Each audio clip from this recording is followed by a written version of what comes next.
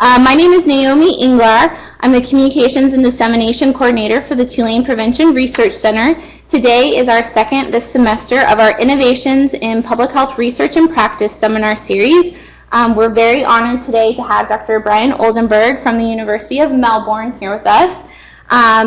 If you didn't already, please do sign in the gallery lobby area. It's very important that we track who comes to our seminars, and also take an evaluation form, because it's also important that we know, are these seminars helping you? Are you learning something? And also, if you have any suggestions for future seminars, we'd love to hear that. I will introduce our esteemed speaker now. And we will have Q&A throughout the seminar. So if you do have questions, feel free to raise your hand. I have a microphone, so I'll pass it around. Dr. Brian Oldenburg is a professor of non-communicable disease control and director of the Center of Health Equity at the University of Melbourne, Australia, specifically in the School of Population and Global Health. Dr. Oldenburg is a behavioral scientist and an expert in the prevention and control of chronic conditions.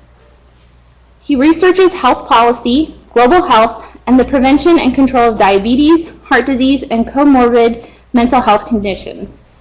He has undertaken many real-world intervention trials, their evaluation and scale-up in healthcare settings, work organizations, schools, and other community settings in Australia, as well as in other countries, including Finland, China, Malaysia, India, Sri Lanka, and South Africa.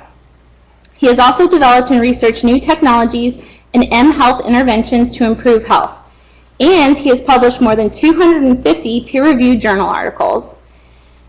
He has also been an advisor to the World Health Organization over many years, and now is head of a newly designated WHO Collaborating Center on Implementation Research for Prevention and Control of Non-Communicable Diseases. He is a current honorary professor at research organizations and universities in Finland, Hong Kong, and China. Please help me welcome Dr. Oldenburg to Tulane.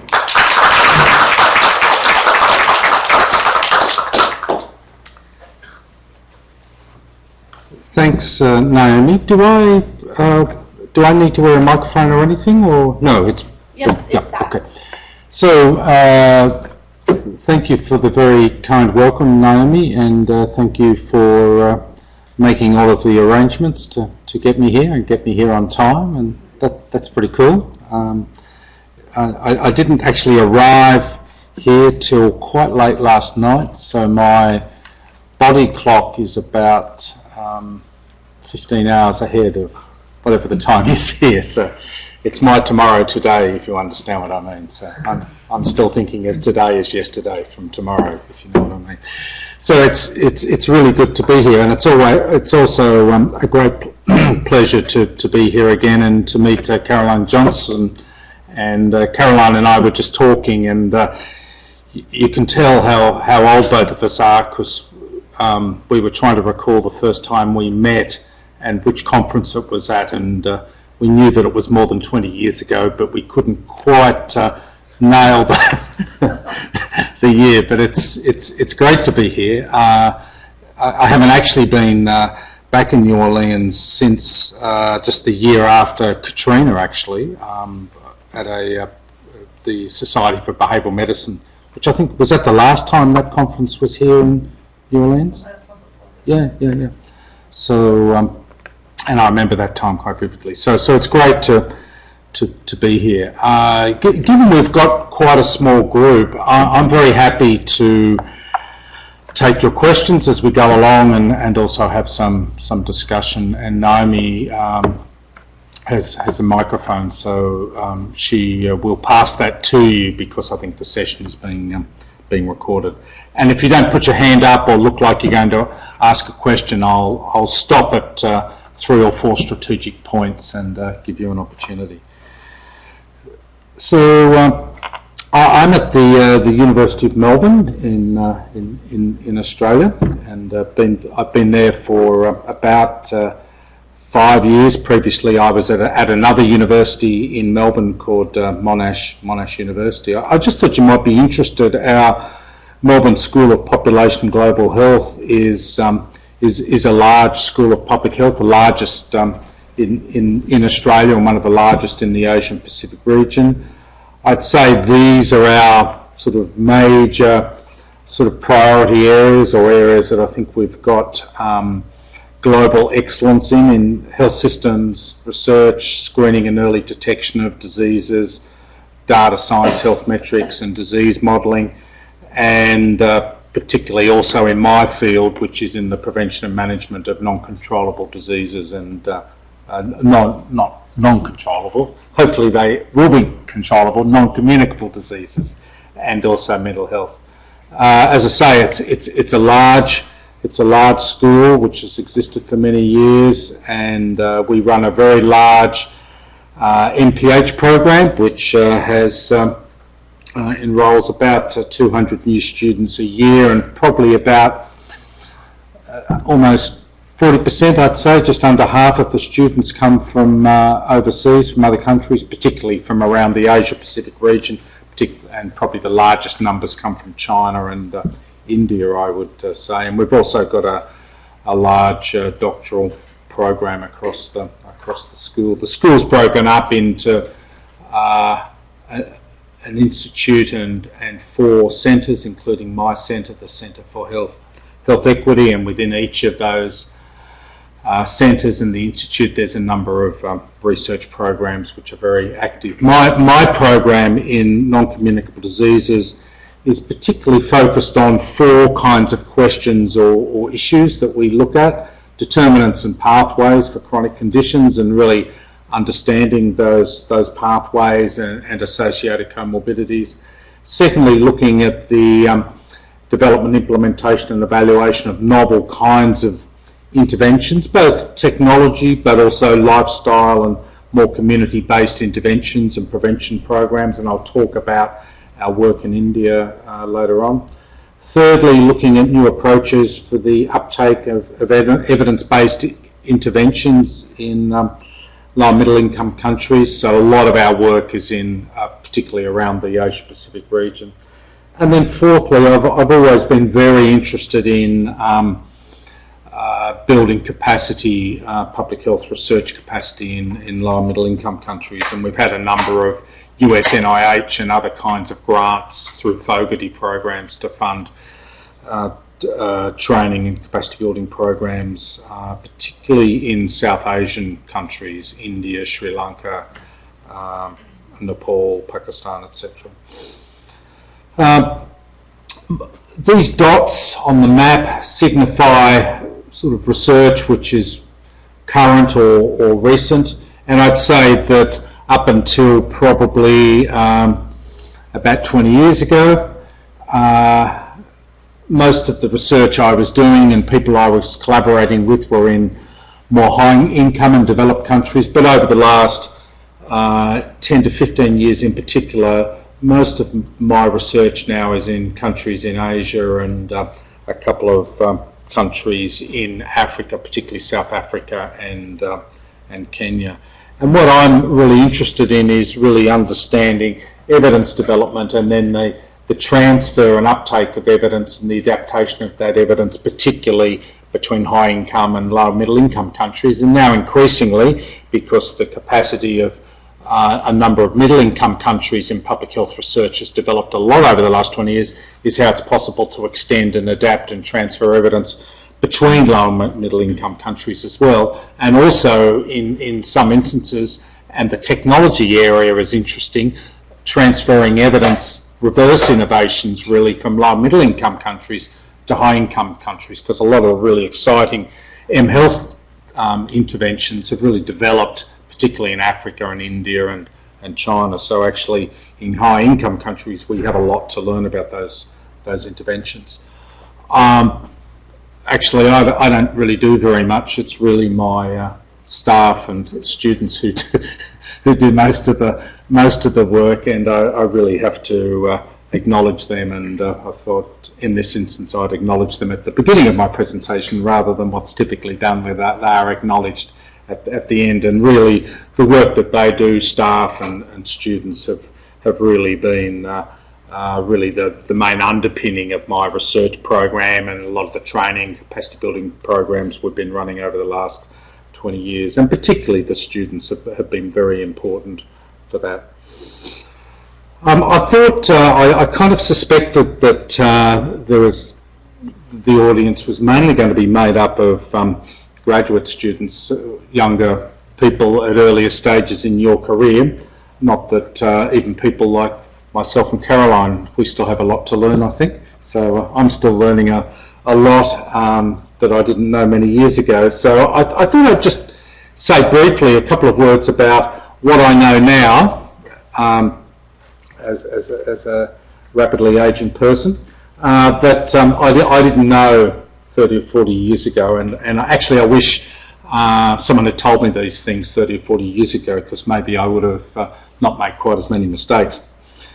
The first thing I was going to say is if I think back about all of the projects I've conducted, research and training, capacity building programs, and all the projects I've done, I think I've got sort of maybe 2 handfuls of projects I could say, these were successes, and maybe I could pat myself on the back and pat the staff and students on the back for a really successful program. Success being, we said we were going to do something really ambitious, and we actually achieved what we set out to do. But more typically,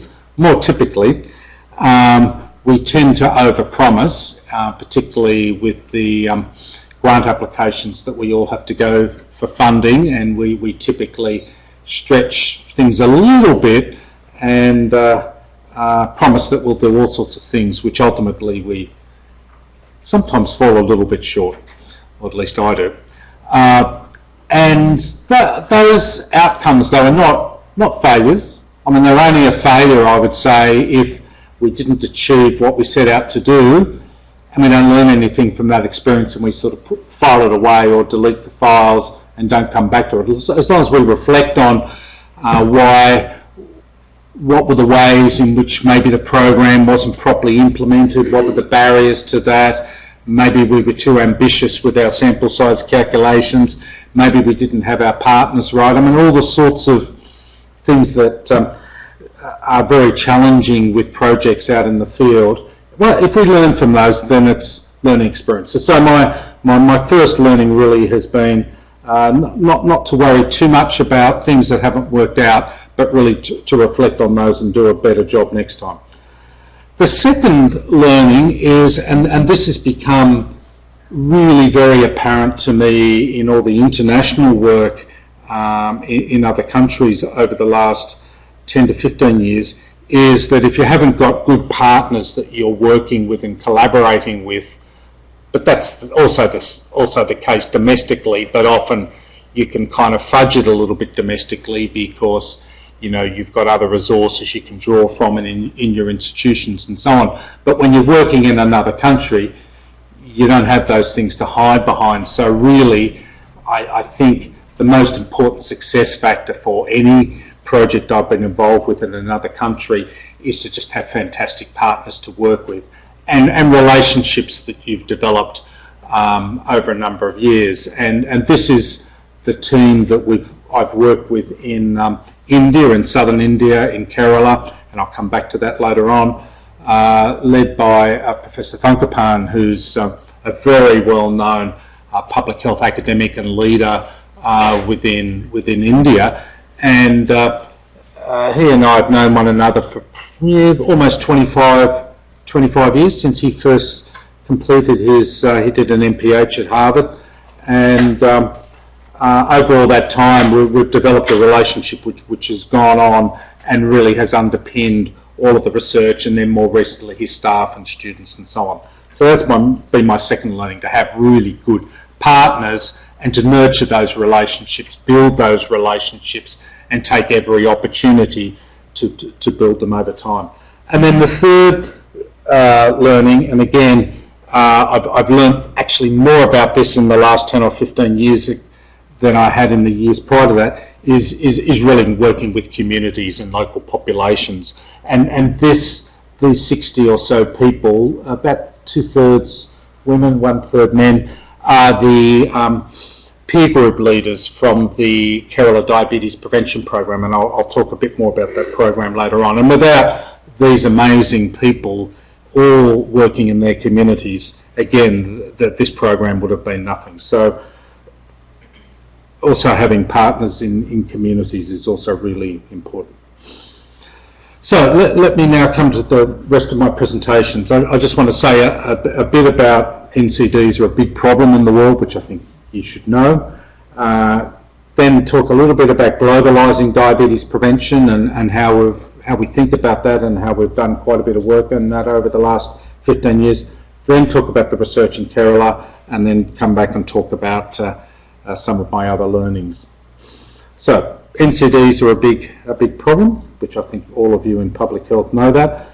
They're not only a big health challenge, but of course they're a very big challenge to economic and social development as well. More than 60% of deaths in the world now are due to NCDs. What this slide shows is the disease burden attributable to NCDs, maternal child health, HIV, TB, malaria, and then a bunch of other things. And, you know, NCDs accounting for something like 60% of the world's disease burden, and obviously in many countries, US, Australia, developed countries, but also increasingly middle-income countries, the proportion of disease burden is probably closer to 80%, and that's also the case in China as well. But then, so that's what the orange bars signify, the disease burden. The green bars signify the amount of global funding that goes to those conditions in terms of development and research.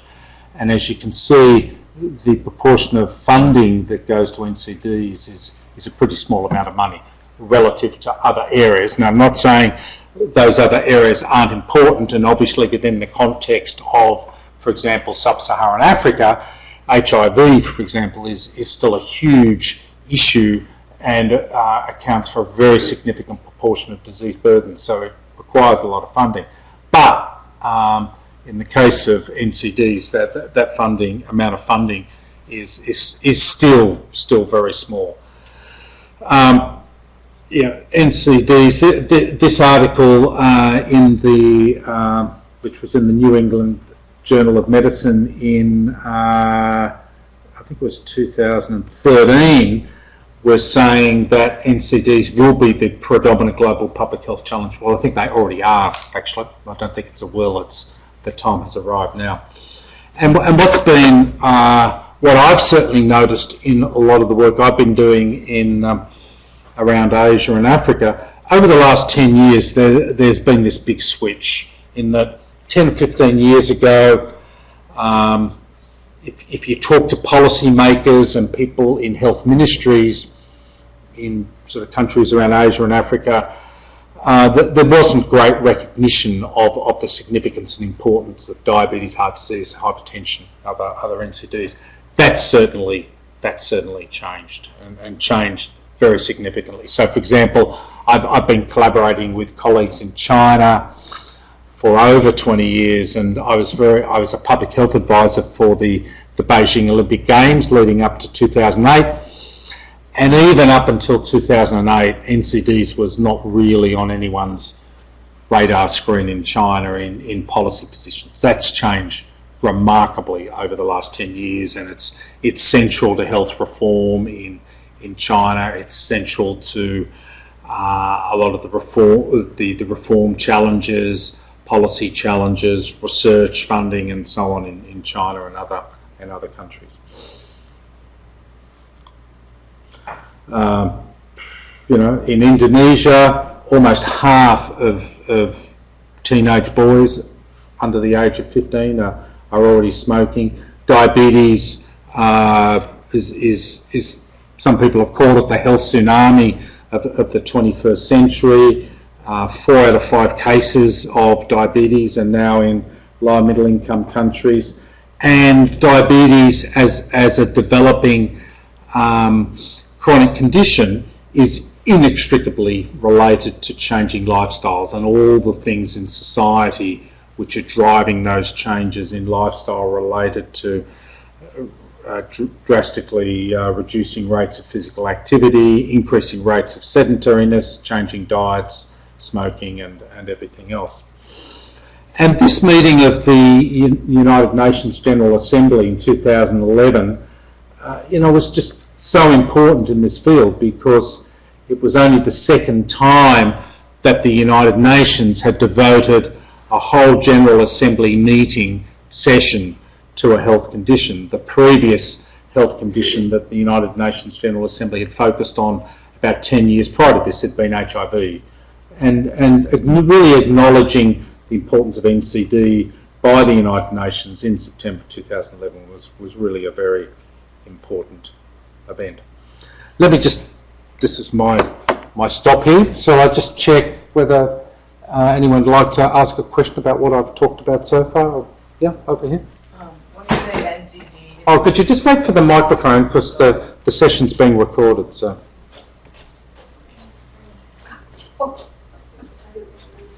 Yeah, you're okay to do all this running around, Naomi? That's okay? Yeah.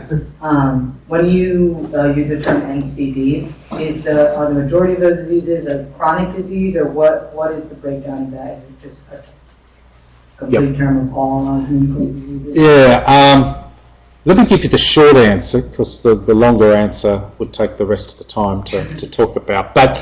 And it's actually quite controversial, because the way that the World Health Organization has tended to kind of construct the dialogue and the conversation about NCDs. It's really focused primarily on heart disease, diabetes, cancer, and respiratory diseases. So the sort of cardiometabolic spectrum of conditions and cancers. Personally, I feel pretty uncomfortable with that, as a lot of other people do, and more inclined to see sort of mental health and potentially sort of accidents and injuries as part of that mix as well. When I'm sort of talking about in terms of my research, I'm tending to focus more on the sort of cardiometabolic conditions, but I would argue that the findings and learnings from our research also sort of apply to other conditions.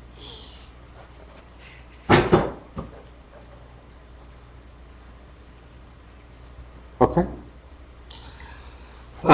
These are the 9 targets that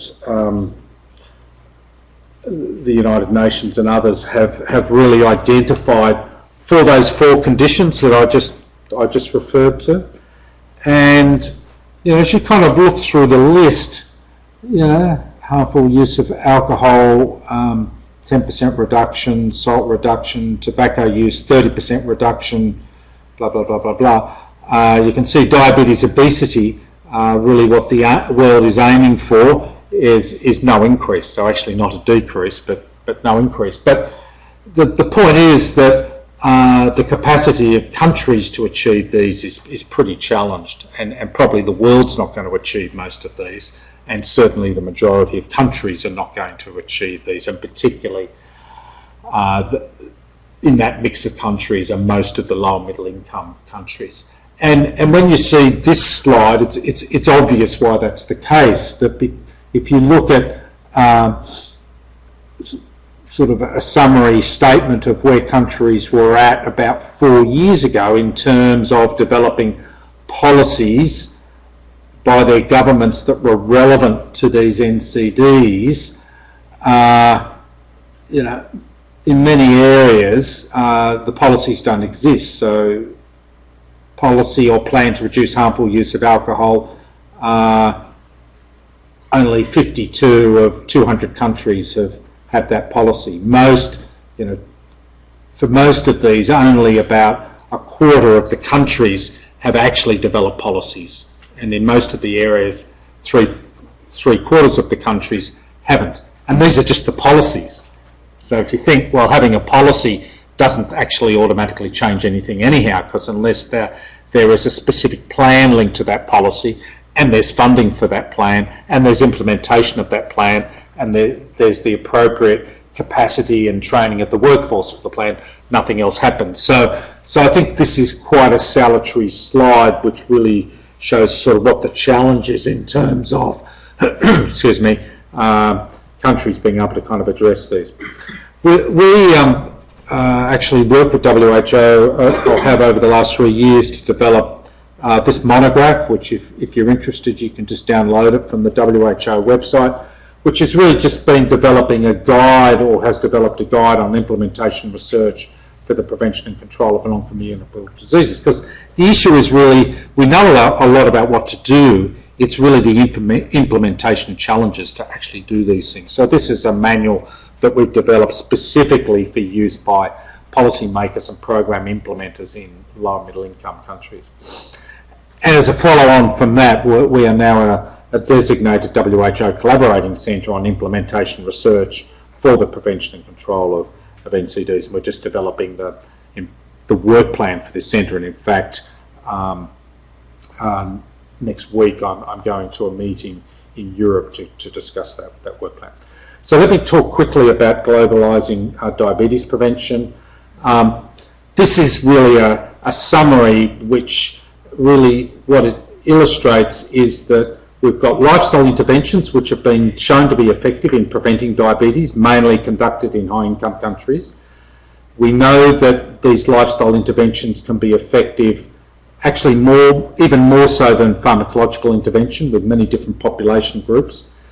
Interestingly, we know these lifestyle interventions for diabetes prevention can be even more effective in Asian populations. But again, the challenge is really the implementation and going to scale, and then how to really adapt and transfer this evidence base for widespread implementation in low and middle income countries. So this has been a lot of the work that we've been focused on over the last 10 years to really spread and promote the uptake of these kinds of programs, but really dealing with this issue of the adaptation and the appropriate implementation of these kinds of programs in low and middle income countries. And this has been based on work that I've been collaborating with colleagues in Finland now for about 10 or 15 years to really implement these kinds of programs within the real world and within existing healthcare delivery systems in India, in Finland and other countries. And the lifestyle intervention program that I've developed with colleagues in Finland has now been spread through most of Finland.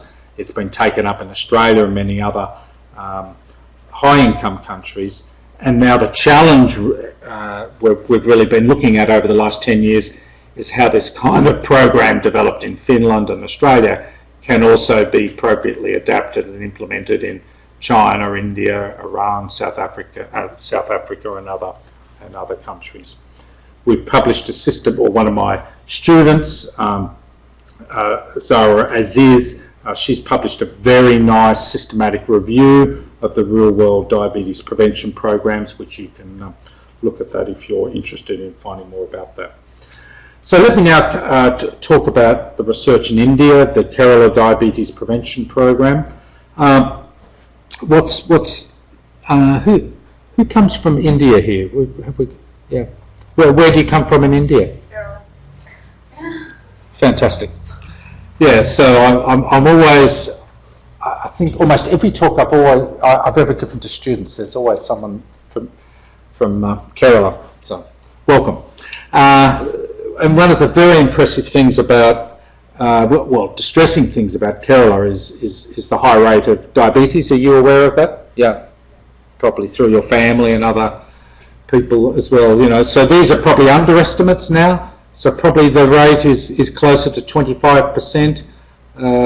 25% of probably slightly higher in women from Kerala. Highest rates in India, even higher than is the case with men. So 1 in 4 adults with diabetes in India, another quarter of the population in Kerala and India would have a high risk of diabetes. So in any household in India, at least half of the adults in the household would either have diabetes or high risk of progressing to diabetes. So it's a big challenge. And my colleague, Professor Thankapan, what his prediction is that's actually the promise of what the rest of India will become over the next 10 or 15 years, and actually his prediction is turning out to be quite correct. So this is the part of India that we're working in, which is the state of Kerala, right down the south of of India.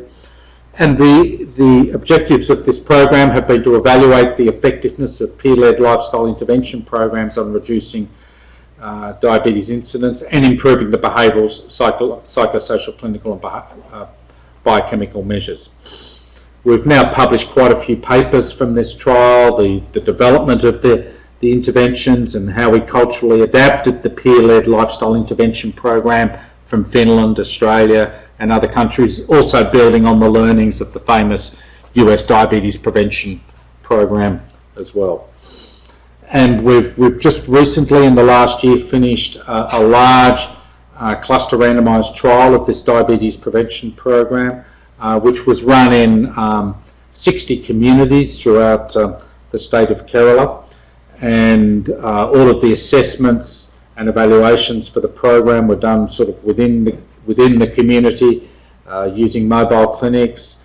The targets for this intervention have modified the targets that were used in the original diabetes prevention programs, the Finnish diabetes prevention study and the US diabetes prevention program, but focusing on appropriate targets related to diet, physical activity, alcohol and tobacco use. And we've developed this peer-led program which has involved community peer leaders. So I showed that slide at the beginning of the 60 peer leaders, the men and women. These are the people who have been trained through this program, lay people from the community to run and deliver the sessions for the program. They're not giving medical and health advice to people, they're really helping people in their communities who are at high risk of diabetes to change aspects of their lifestyle, and where health or medical support is required, then people are then referred to the appropriate healthcare facilities for to help them with that. The programs, the group programs are running in people's local communities, in local halls and schools, but also involves community activities, walking groups, community setting up, community vegetable gardens, meditation and other kinds of socially appropriate activities. Here are the peer leaders from the program again. The follow-up rate at 24 months actually is the best I think I've ever had for any study I've ever conducted anywhere in the world, which has been a follow-up rate of over 95% of the study participants, which I think was a reflection of the very close collaboration with the Institute, with Professor Thankapan we've been collaborating with, but also working very much with people in their local communities. The implementation evaluation has been pretty good. With the 30 communities we've been working in 29 of those 30 communities, the program is implemented with high fidelity. So there's only been one community where the implementation was modest to poor. The major findings so far, which we're just publishing at the moment, have been that diabetes developed in more of the control participants. That has been the case with the intervention participants. Diabetes incidence progression was much lower in participants who were highly engaged and involved in the program. The diabetes incidence was significantly lower among intervention participants who had IGT, so impaired glucose tolerance at baseline, which has been the major focus of the major trials conducted in US diabetes prevention program and also the Finnish diabetes prevention study, and also a number of other good outcomes in terms of the lifestyle and clinical risk factors as well. And then most interestingly, what we've been able to show is that when we've predicted cardiovascular risk up to 6 years, that in fact the predicted risk of cardiovascular disease is significantly lower in the intervention communities compared to the control communities. It's about half. So that kind of describes the trial. Let me just stop there for a minute and just see if you have some questions about that, and then I want to talk about the next phase, which is the scale up.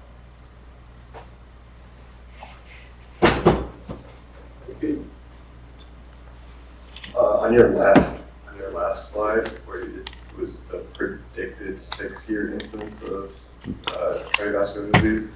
So was that actually measured, or how was it projected? Oh, okay. So yeah, good question. So what it's based on is taking the people at the time of their 2-year evaluation and looking at their risk of cardiovascular disease at that time, which was based on their behavioural and their clinical risk factors, and then using some different equations, particularly the Framingham risk equation, to calculate cardiovascular risk at that time, and then asking the question, well, if that level of cardiovascular risk was maintained for the next 6 years, if you predicted it out to 6 years, what would be the predicted incidence of cardiovascular disease at 6 years?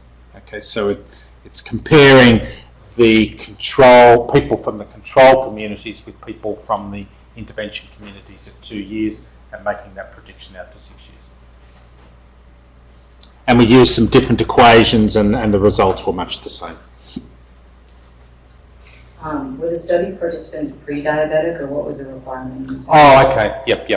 Yeah, I didn't have time to go into detail about that. What we did was, at the baseline assessment, people were measured again on all of those risk factors, behavioural and clinical risk factors, and we calculated their risk of diabetes or progressing to diabetes over the next 2 years. So these people were all pre-diabetes. If we found on that assessment, as was the case, quite a few of the people hadn't been previously identified or diagnosed with diabetes, if it looked like from our results that they probably did have diabetes, they were then referred on and they weren't recruited to the trial. We also used for the evaluation a risk score which has been developed specifically in India to quickly do a self-administered score of diabetes risk as well, and we've separately been looking at the validation of that score. I think we've got a question here, and then we'll come to our colleague from Kerala. I was wondering about the peer leaders. They sound like they did fantastic work. Yeah. Can you talk about the training and how you kept them engaged, and were they paid or incentivized? Yeah. Okay. Yeah. Okay. So you're probably going to be surprised with my answer, which is, because this has been quite controversial, and I've discussed it a lot with my US colleagues, because there's quite a strong movement of sort of peer support and led sort of peer support interventions in the US, but usually the people are highly selected and highly trained. In fact, these people weren't. In fact, they were originally selected by the groups. So the groups met, each of the groups in their communities met twice, and then the groups selected someone from their group with the consent of that person. So it was done by consensus, and they identified 2 people from their group who they thought might be the best leaders of the group. Those 2 people were then trained. So it was a 2-day training program for those people.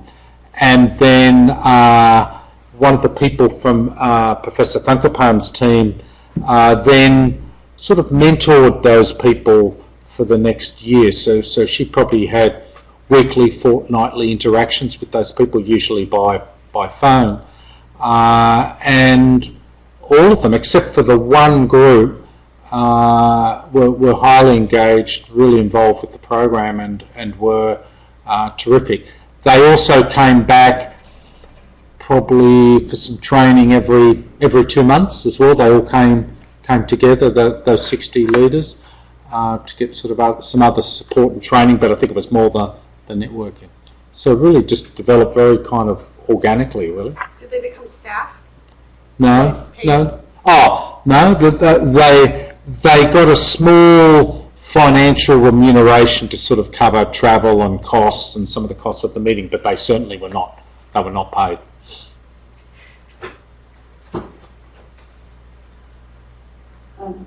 So first, let me congratulate you on the very high retention rate. That's quite impressive, especially when my what I'm wondering about, a couple of things, is this is the behavior change, behavior modification is always so difficult to do.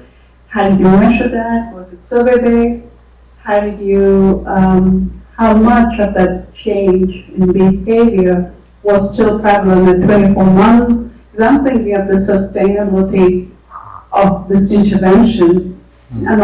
I think it's amazing, but I'm not criticizing it at all. But knowing the culture and the diet is all rice-based diet, and especially for women, they're very protected, and you really don't go out and exercise. There's lots of factors that impede, and there's so much denial within families, even like practically, like both parents are diabetic, and if I tell them you're going to get your kids screened, I say, no way, they look fine. So I actually trained at the same place. I trained in Royal Medical College. Yeah. So Sri Chitra is my old hunting grounds. Okay. Wow. Well, you're talking from more direct experience than I've got, so lots of questions there. Just some brief responses, and happy to talk to you more later. Everything you say is true and challenging, but as it is in all societies and communities, because we know that lifestyles are so embedded in the culture and the social kind of norms for those lifestyle behaviours and so on. So trying to change those is trying to push the proverbial uphill.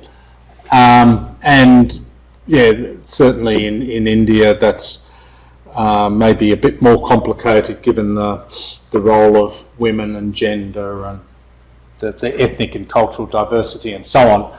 Although one of the questions we often get asked is, well, maybe there's something peculiar and unusual about Kerala, which there probably is in terms of the role of women and having a fair degree, relatively speaking, maybe more independence than is the case in many other parts of India. So I think that was important. So these women really became champions and advocates, and the men involved really became advocates and champions for the program.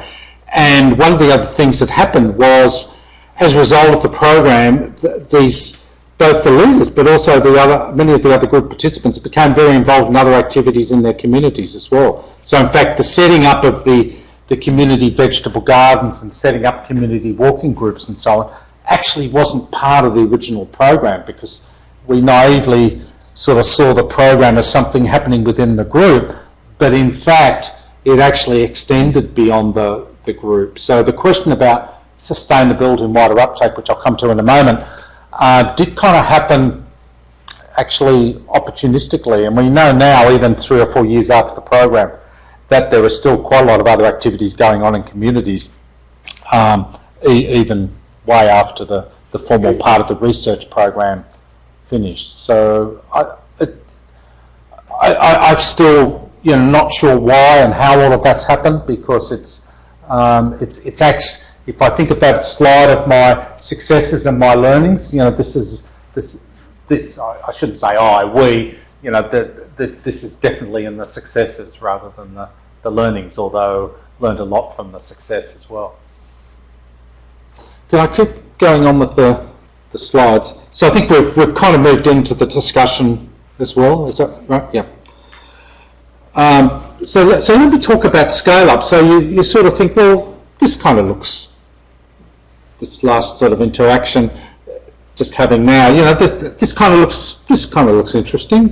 Maybe there's something in this program, both in terms of its potential efficacy as a research trial, but more importantly, maybe it says something about a kind of an intervention program and model that might work quite well within this cultural context. So that's what we've now moved on to looking at more formally over the last couple of years, is to kind of really look at how this kind of program, how its spread and scale up could be better enabled and promoted.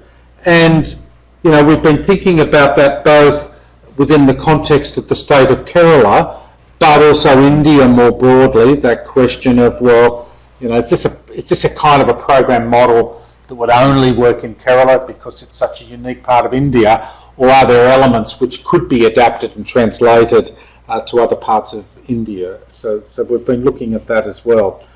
And there's a whole variety of ways of kind of thinking about scale up. I mean, you can think of scale up from a sort of horizontal point of view in terms of, well, it's about broadening the reach of the program and the spread of the program.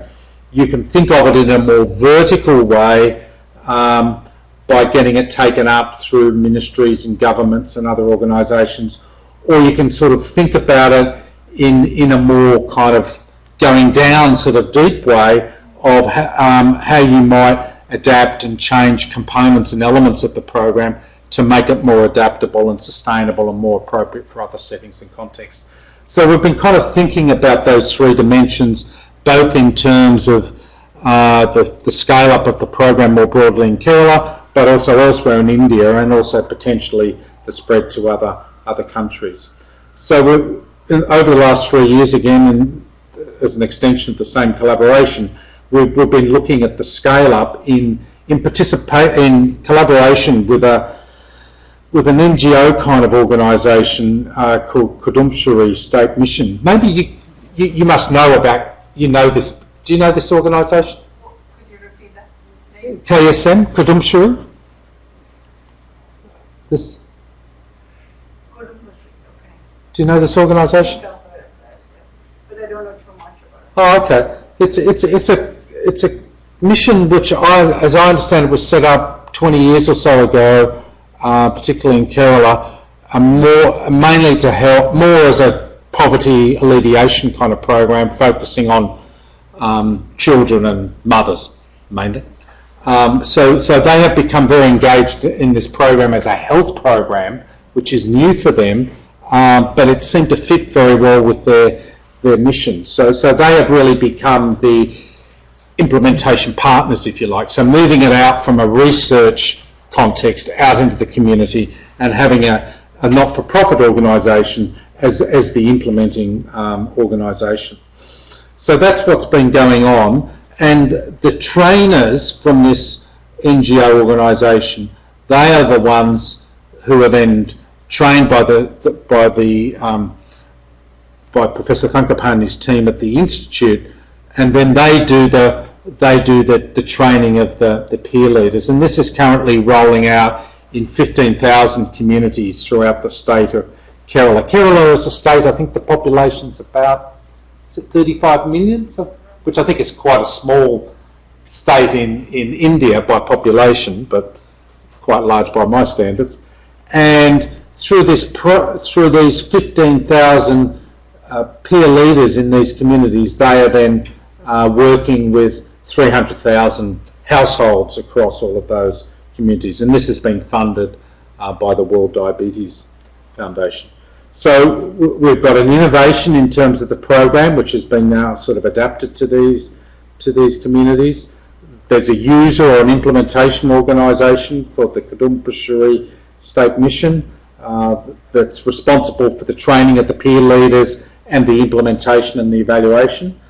There's a resource team that involves quite a complicated structure at different levels, which is kind of important in India at the sort of local community level, the district level, the state level, and there's a program advisory committee and also a research advisory group. But it's very much this Kudumshari organisation that's been responsible for taking the program forwards and the widespread implementation. And it's this organisation, this woman who's the lead of this organisation, who are then responsible for the program dissemination and the advocacy for the program, working with the local government in the communities, working with the health ministry and other organisations throughout the state. Because it's such a large program, you can imagine the sort of organisation through these 3 districts where the program is running is quite complicated to kind of roll it all out. And that's what's happening at the moment. So the program over the last 12 months has been rolled out through those 3 districts of Kerala, and they have been conducting their training and their group sessions throughout all of those communities. Just the production of all of the resources. It's not a very high-tech program, although text messaging is now being used and cell phones and so on for the administration and delivery of the program, but it still fundamentally rests on training materials for the 25,000 group leaders that are flip charts and things like this. So it's been quite complicated logistics to produce all of those resources. We've also developed quite an interesting monitoring and evaluation system, which, as I say, is now using cell phones to collect data and information on the groups and to do some of the follow-ups as well. So I'll stop there before I come to my sort of final.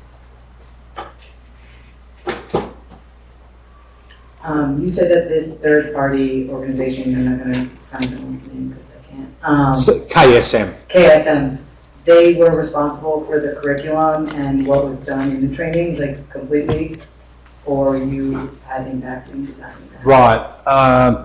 That's a good question. Yeah, the challenge with this sort of program,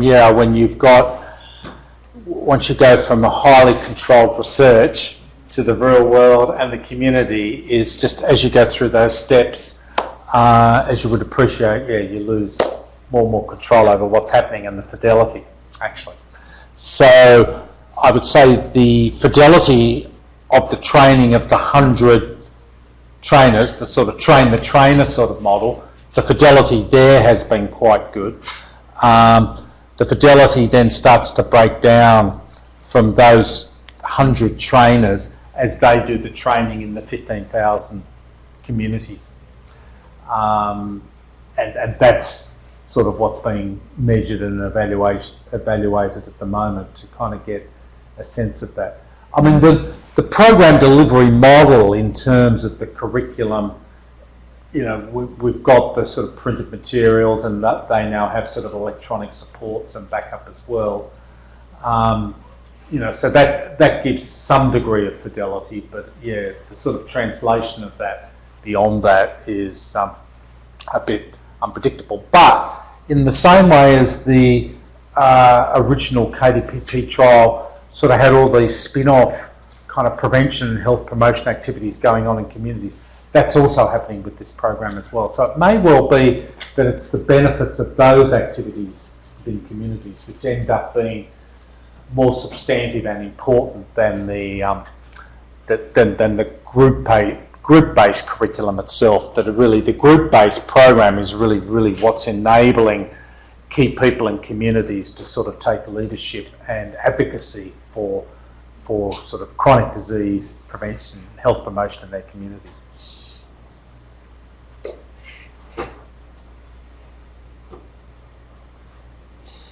Oh, more questions from Kerala. I hope they're not as difficult as the last ones. Is because the Anganwadi system in India, you probably know about that. Yeah. I see it as quite successful, having worked with them on the ground. And this is community outreach, and it's a government program. And especially in Kerala, seeing them work like really hardworking people at the community level. I was wondering why you didn't partner with them. And okay, I'll let you answer that. Yeah. Do you want to take a guess at the answer? Any idea? Reasons, I would think. Bureaucracy or politics? Partly, yeah. Yeah. So when we... Do you want to just say a little bit more about the role of those people? Mainly women, isn't it? Yeah, it's mainly women. I don't know if it's changed now, but like when we do our medical degrees in Kerala, we have to do a year of rural work in order to get our certification from the medical council. So we are placed in the outskirts of the little facilities, and so I've seen them, they call Anganwadi workers, basically it's community health workers. Yeah. And very sincere and really know the community, they learn personally, they can actually get better at advocating, educating, getting people to get their vaccines and other interventions. And sometimes we're going to really remote areas, rainy and potholes and hilly areas and stuff like that. So it is tough to work. I don't know the scene right now, what's happening in the anybodies, but I had sent a student a couple of years ago, a master's student, and she had a good experience. So I don't know if you have another thought about it. It's a great question, because when this program, when we were first sort of negotiating and developing the collaboration about 10 years ago for this program, I kind of assumed that we would involve those women to deliver this program. But we did quite an extensive needs assessment, and we've written about this in some of our publications if you want to look at it. And it was decided, maybe, as I understand the history of the role of those women, very involved in child and maternal health, and as you said, for sort of vaccinations and things like that. So quite directive. I mean, basically giving kind of instructions and very practical support to women and their families about what to do for the health and well-being of their children and their families. When we talk to them, and again I'm using that we in the generic sense, I wasn't doing the talking because I don't speak the local language, but I did sit in on quite a few of the groups, and quite a few of them spoke sort of English as well. And what sort of struck us was, in terms of a lifestyle change program, we were a bit concerned that they would just be telling people what to do, And as I think we know, I've got a behavioural science and a sort of behavioural psychology background, and what I've learned about sort of behaviour change and lifestyle change is, it's the important thing is not so much the what, it's the how. Health professionals are pretty good at telling people what, you've got to stop smoking, do this. That's actually not the problem. I mean, the challenge is how to implement this in your own lives, and how to influence the rest of your family, and practical ideas for how you might be able to get your husband or your partner to come around. And the feedback we got, and the sense we got, and this was the advice from my local sort of Indian collaborators, was these women may not be the best for this kind of approach, and that was why we opted for a different model through the community. And then for this scale-up phase, finding this other organisation and the role of these people who seem to work more in the how to help rather than the what to space seemed to be a better option. Thank you. Sorry for the long answer. But,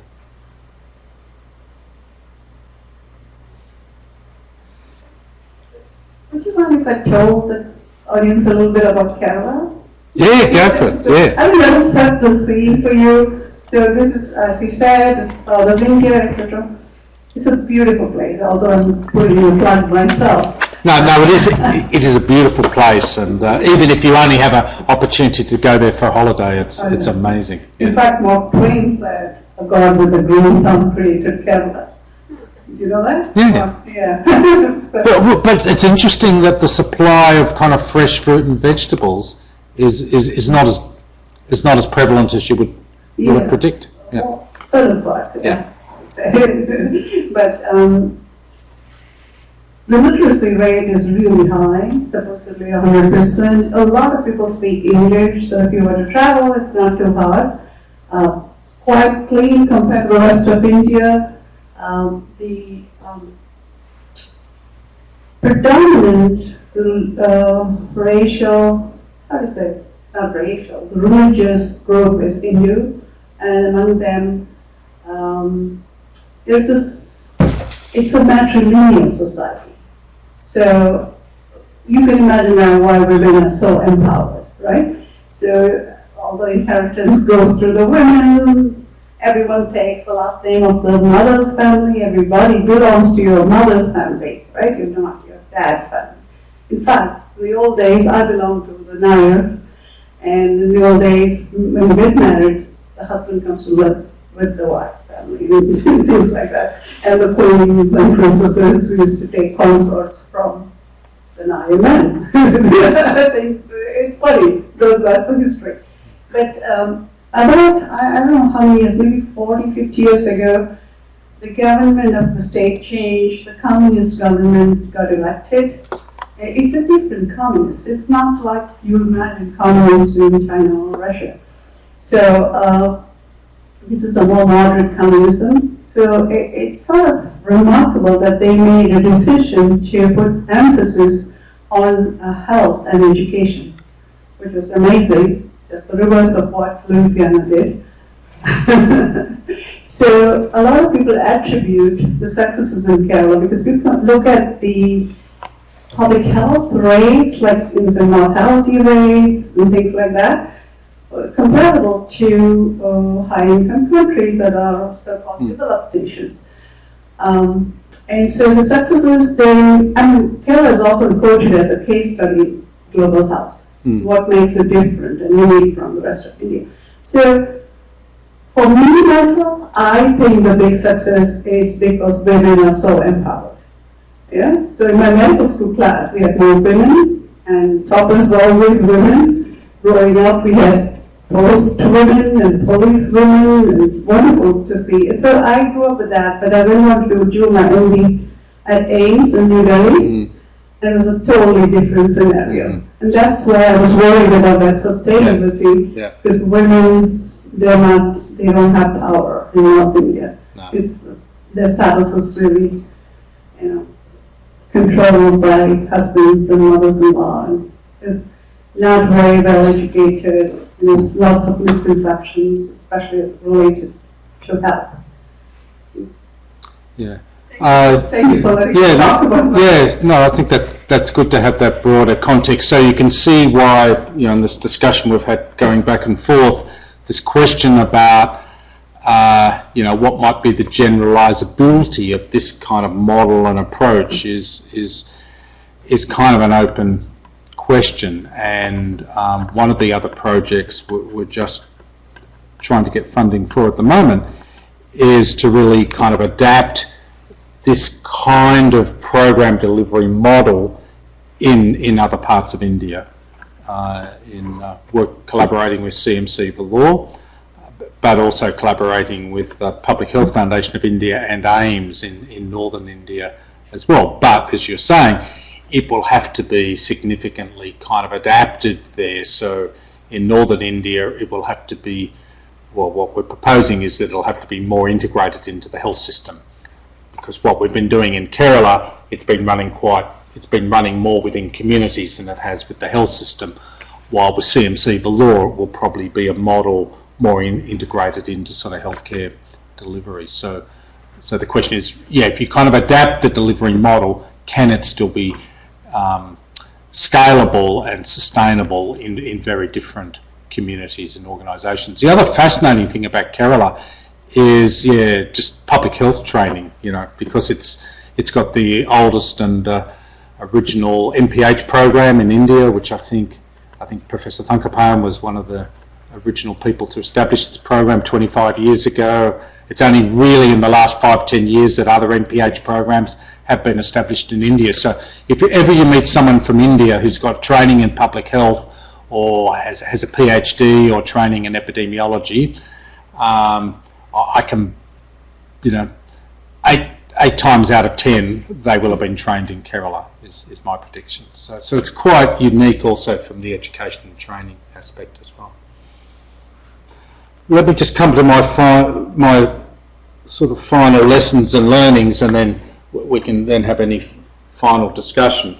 So this point, which again I've touched on a few times now, is that when we're looking at prevention and how to implement better prevention programs in any context or setting, but particularly in low middle income countries, it's really more about the how than the what. I mean, we know the what to recommend in terms of prevention and health promotion in most cases. It's really how to implement these programs and to do so in a way that's sustainable and scalable within contexts. And that's really the field of implementation science. The second point, which is kind of related to that, is that, you know, one approach is not going to be appropriate to all settings and contexts. So that's exactly the discussion we've just been having about Kerala, that if we're going to really look at diabetes prevention or cardiovascular disease prevention or health promotion in other parts of India, probably it needs to be implemented and sustained in a different kind of way. So then the question is, well, what's the research that we need to do to understand implementation in those other communities? And that really requires more kind of adaptive kinds of trials, implementation trials, natural experiments and so on, working with policymakers and implementers. The third lesson is, which again I think I've made this point numerous times during my presentation, that it's only possible to do any kind of research with communities, and particularly in other countries and parts of the world, if there are really good, deep, long-term, sustainable partnerships and relationships with implementation partners, leaders and communities and research partners. And then lastly, yeah, the involvement of community is always so important, and particularly in working with any vulnerable and or disadvantaged populations. And again, just like to acknowledge collaborators and colleagues and staff, and particularly students. And there's the wonderful team again in Kerala. Thank you.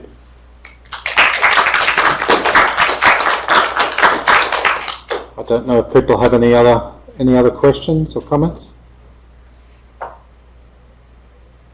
We've got people here from other countries. Yeah? Where are you from? Nepal. Do you want to say something about whether you think this kind of program approach would be appropriate for Nepal? I'm not sure, because the Orskos are very different from Kerala, like she explained to. Yeah, I'm not really sure about that, because as she explained as well, Nepal, parts of Nepal are very different from Kerala. Like, it's not very female oriented and female focused as well, and so I'm not sure how that's going to work out. Yeah, you know, I don't think this kind of, I should say that with our peer leaders, the people running the groups, a quarter or third of them were men. They were not all women. So I don't think it's gender dependent. Obviously, involving men as sort of peer group leaders can be challenging because of their work commitments and how far they have to travel and so on. And it's also the case in Kerala, particularly, that a large proportion of people actually work in the Gulf states and outside the country. So a lot of the men are away and so on. But I don't think it's gender specific. I think the question more is, you know, the preparedness of communities to really be involved in sort of prevention and health promotion programs, and the kind of awareness of sort of diabetes and heart disease and so on as big health issues. I mean, would you say that's the case in Nepal? Not really, and I don't think people are much aware of, because predominantly there are communicable diseases there. So, and also almost 70-80% of Nepal is rural. Yeah. So the literacy rate is not that high. So people are not really aware of non-communicable diseases, I would say. Yeah, I'm not aware of, I can't recall the latest sort of global burden of disease data on Nepal, but I think you would find that even in a country like Nepal, in its sort of stage of development and with sort of natural disasters and other things that have happened with big health consequences, that, you know, well over 50% of the disease burden would actually be related to NCDs, actually. And I know that's the case because there's been a lot of research in Nepal related to hypertension and cardiovascular disease and stroke and so on. So these are big conditions. But yeah, you're right. Nepal is probably a country where the kind of awareness of this amongst policymakers and others isn't that developed. Yeah. Where are you from? I'm from Cuba. Cuba, yeah. So, what do you think? Actually, Does he need the microphone?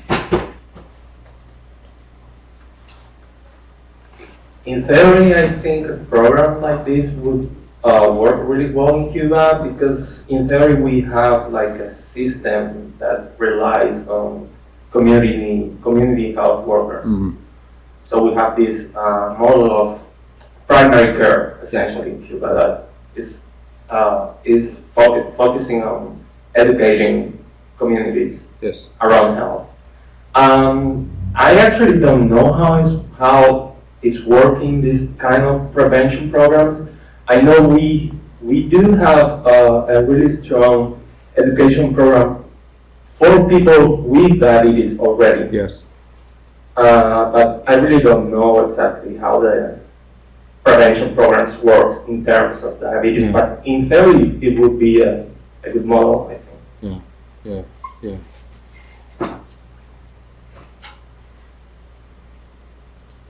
I'm curious if you've done any research or what your perspective is on this translating to chronic disease management or people like already diagnosed, and if this is a model that could be applied to that population.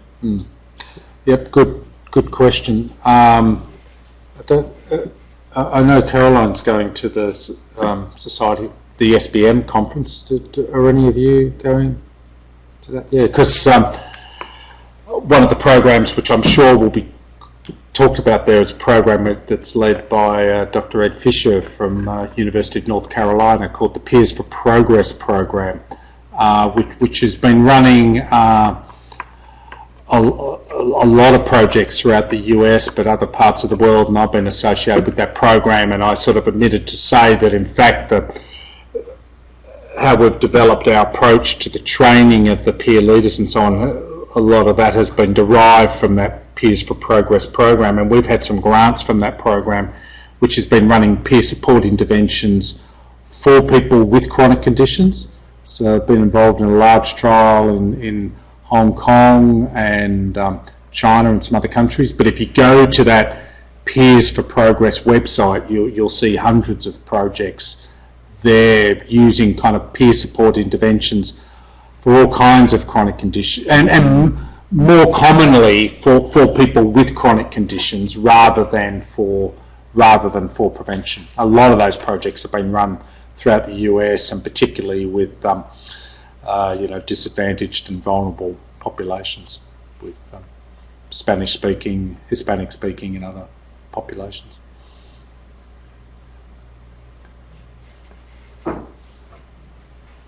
I think you said that it's estimated about 25% of Kerala is diabetic. So can you tell us a little bit about diabetes management there? Like, do you have a sense for how much of that is self-management versus primary care versus like endocrinology services? Oh, right. Oh, my goodness. The healthcare system in India, I think it's fair to say, is challenging or challenged. I'd say that it probably works better because the primary care system is probably better in Kerala, I think it's fair to say, than most other states of India. But even in India, even in Kerala, probably only half the people with diabetes are diagnosed. I mean, most people are still not diagnosed, but they'll probably be identified at some stage through the healthcare system, but possibly at a stage where their diabetes then is, more advanced, and they're already starting to develop sort of complications. I mean, the thing about the healthcare system generally in India is, for specialised care, your prospects of getting really good specialised care is probably more through the private system than the public system, and of course most people can't afford the private system, so that's a problem.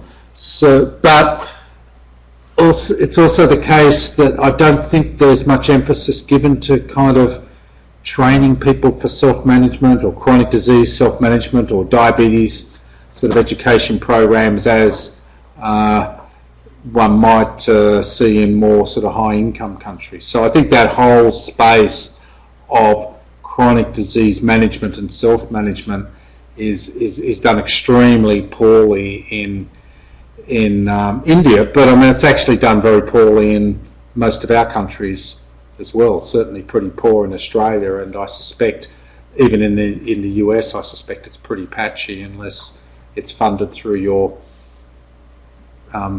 private health insurance. I suspect if you don't have that in the US, I think it would be difficult to get access to a lot of those programs unless they were like demonstration programs. Does that kind of answer your question? Yeah. The comments I made about India and Kerala, are they fair? Yes. If I may add a little bit.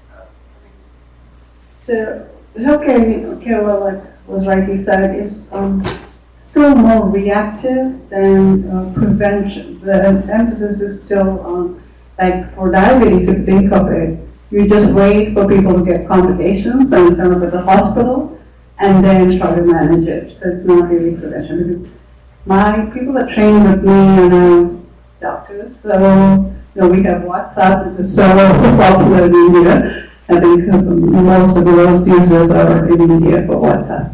So we have a group from our med school, and they're always talking about these things. So it's really complicated because the private hospitals are outnumbered the governmental ones, but they're really expensive. The good ones are very expensive, and then you have long queues, and there's a lot of other things going on, a lot of malpractice and stuff that comes up. There's no straight answer to whether they get treated, who treats them, and whether it's self-management, but what I'm trying to tell you is a sense of they really need to move towards that prevention part, because I keep asking them, you have such high numbers, why don't we start screening all the kids and finding if they have impaired glucose tolerance or a little bit of like borderline pre-diabetes, you can do something about that right away. So, but you're not there yet. Yeah. But I think the other thing to appreciate is prevention as a concept is actually reasonably recent in more developed countries. It's only in the last, well, when I say recent, it's recent in terms of my life, in terms of many of your lives, it would be ancient history. But it's only since the 1970s, really. So it's in the last two generations that prevention, as an idea, as a concept, and in terms of program delivery, has been implemented in sort of developed countries as well. And in the US. And in the US and Finland. Yeah. And I mean, this was based on these fundamentally really important epidemiology studies, conducted from the 1940s and 50s,